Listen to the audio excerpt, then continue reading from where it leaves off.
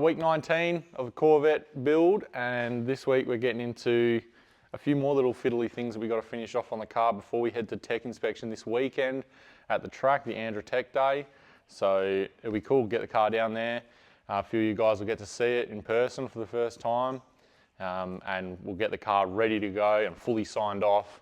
And the next thing we'll have to do after that is just take it down there and let go of the buttons. So a few more things I've done. Just yesterday I welded in a little NPT bung that we got from CMP into this top rail for the transmission overflow. So instead of using a separate tank, or some of them have it on the transmission itself, we run just these push lock pneumatic fittings into the overflow, and then we'll bring the hose down here along this bar here, maybe a little loop in there just to stop anything from coming back into the trans, and then that will come into here and then go back with all the other oil into the one catch can at the back. So we only have one catch can to drain, so you never go forgetting about the tranny one or anything like that. They all get dumped from the same spot, so that makes it real idiot proof for us. Also, I've got the external cooler lines bracket done here with the Jiffy type fittings dry lock deal. They've just got to run, I've just got to run 2 -6 lines. One goes into the pressure side out of the cooler, goes back into the converter line here, pushes the cool down oil through the converter, back through the transmission, and then it pulls out of the sump and then comes back through this one, which goes out to the cooler. So that's a full cooling system on the transmission without having to have the car running and circulating the oil. So that keeps our stuff all nice and cooled down, and try keep that all together. And with a 2,300 horsepower car, especially a turbo car, stuff gets hot. So that's how we cool down our stuff, and now I just got to run the line so that we can actually do it. When we got this dry sump pump all fitted up, we found that the placement of the oil filter is just way too close to get that into the filter, then back to the tank. So we've had to whip that off. It wasn't getting a bit busy in there anyway, so we've whipped that off, and we're going to come out to here where there's actually nothing happening out here. And when we pull the filter off, it's not going to be dripping on into any rails or anything. So we're going to go out here like this, and then the lines are just, it's got so much more scope for the lines, and then the return back to the tank here. So sometimes you've got to rejig things. But while I was looking through the scrap metal bin, I found this gas bottle hanger for one of the barbecues we bought maybe 10 years ago. Offered her up to the holes. Absolute money. So I'm going to trim that up, make it into a bracket, get Connor to weld it on here, and that'll be our mount. It'll be up here a little bit higher like that. But you've got to love the scrap bin. All right, we're smashing it out this afternoon. We've got this oil filter all mounted up on the Barbie bracket. That come up mint, nice and solid, and the lines all look really trick. We've bled all the brakes up. There's no leaks or nothing. Give that a spin. My able assistant Troy in there just operating the brakes.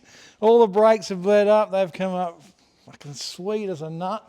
Connor's round here has finished off his breather for the transmission, so we got that tapped into the rail. We just put a little bit of a curly on the hose. All these cooler lines are plumbed out now. That's all looking killer. Just had another set of race stars turn up for another WA door slammer, so Race Star's pretty well going to have the door slammer field sorted this year.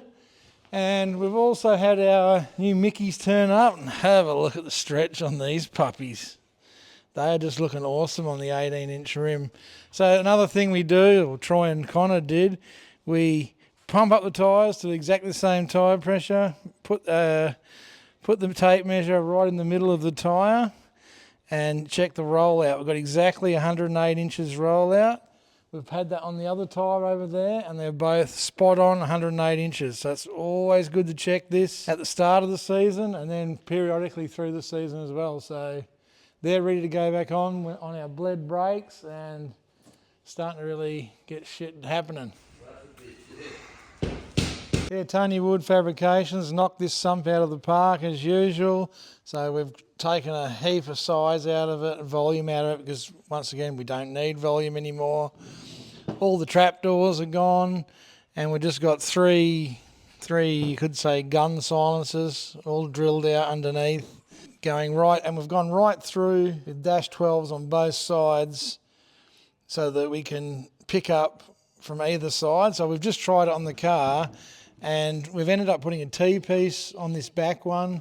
So we're going to have our turbo drain actually going to the vacuum of the oil pump. We've been told that's not a bad way to go. And the other side of the T-piece will be scavenging out of the sump. This is another one of the stages is pulling out of here, and things were a little bit busy here, so we blanked this one off and looped the third stage of suction round to this spare one on this side. We've got the other turbo drain into this right hand side of the sump. So we've got all our turbo drains and everything going to vacuum now, and all three of these are just scavenging all the oil out of the sump, and instead of that old style we just had the one at the back. So she's way lighter, way more compact, and we're going to have oil going back to the tank aplenty. We've also just had our rods turn up from the dudes at Kavanagh Auto Parts. They're the top blokes, and they Paul Turner sorts us out every time. Basically just send him a text message and the stuff's organised and it turns up in no time. So love those guys. And you notice it's a very short rod we run in the car because we only have a 3.6 stroke. We run up to 45 passes. Because we've got such a short stroke, we find that we get 45 passes out of them. GRP, only way to go. So next week we'll be pulling the motor apart and we'll be getting into that. Motherfucker. It's going to be disconnected when I was talking.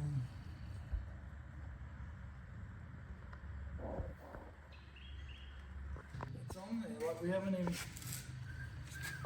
Alright guys, we've got the truck loaded up, car inside. This video we're actually going to get the car tech inspected, so you're going to be able to come down there with us and watch the process of them looking over the car and doing all their checks. And you might even get a few fan reactions when we get down there to their first look of the car in person, so let's do it.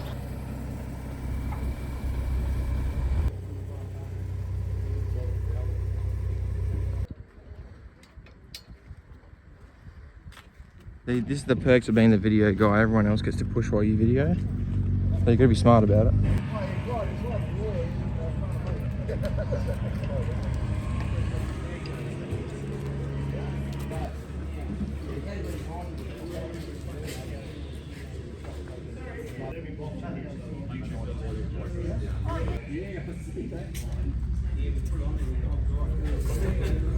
All right, we're down here at the Andra Tech Day, and this is a free day for everyone to bring their cars and bikes down to be tech inspected. So all these guys here are all volunteers, and they all give their time up for the sport. So we'll cruise around, talk to a few of the people, and do a bit of a meet and greet. G'day, Moz. How are you? First person we've come across is Maury Cantarello, one of the legends of the Perth motorplex. He's like the grandfather of all the racers down here. And the shortest one too. He's the shortest one, but he's the best looking.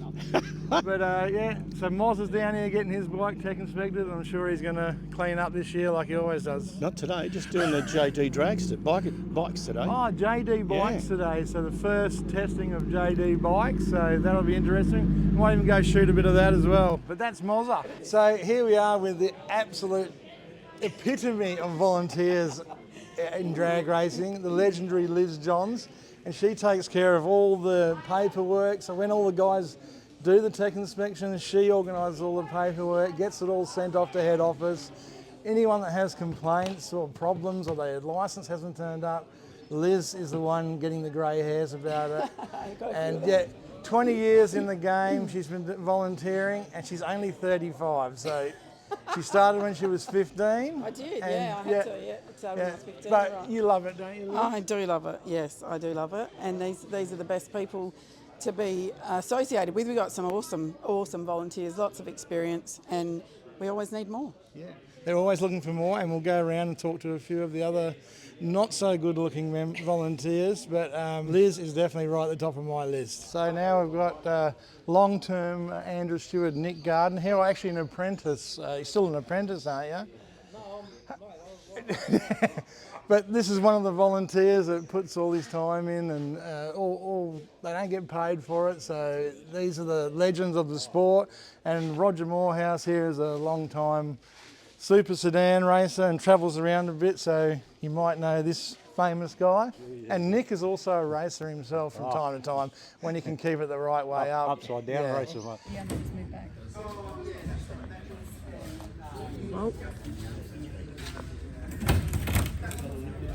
Oh. Yeah, just 10 metres. 10 metres? Yeah, okay. I'm pretty sure I've had a look at that before. Yeah.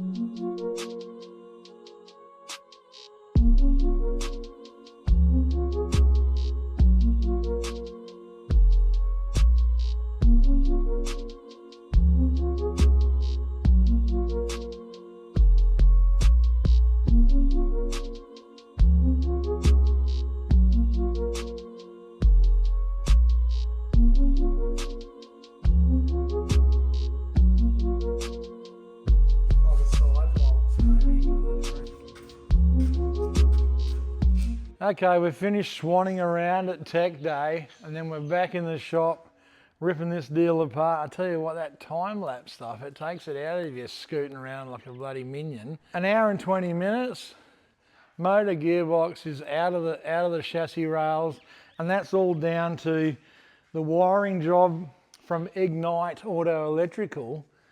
Everything just pulls off to the sides. Troy's awesome lead job. It all stays with the car. The turbos stay with the car. The burn down tubes just pull off to one side.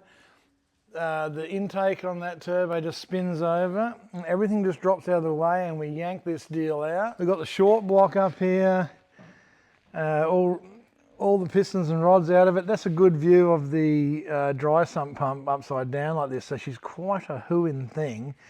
And there's quite a lot of lines. This is all the little extra things we had to put on to get these lines out from under the engine and back to the pump and all that sort of thing. Another thing we got sorted out was our belt. We had two options on the belt, a 570 and a 610 millimeter belt. So luckily the 610 worked out perfect. So that's another little job we knocked off the list. But we're going to take our new crankshaft down to Applied Automotives tomorrow, and I'll spin this girl around for you. And based on this Mallory metal in this dumbbell here, and also down this end we've got a bit of Mallory metal in there. So Bobby's going to probably have to stick a couple little pucks in there. So we'll get down there straight away Monday afternoon, get this thing balanced up. So next week we'll be building the engine. And I reckon probably late next week we'll even have making some noise with this thing. But we got everything stacked up here. Everything looks pretty good. We can't wait to get that crankshaft out of the car, because we've been, as Connor said earlier, we've been tiptoeing around the little crack in that thing. So we want to get that one out. Get the new rods in, all the head gaskets, pistons, everything's on the racks. We got all the pistons out. So yeah, I think we're pretty confident making some noise towards the end of next week. And the week after that, I reckon we're going to hit a test day, or there may even be a nostalgia drag meet that we go and rub some tyres in and do a few launches. So still plenty of exciting stuff to come up in the videos. So like, subscribe, and we'll see you next week.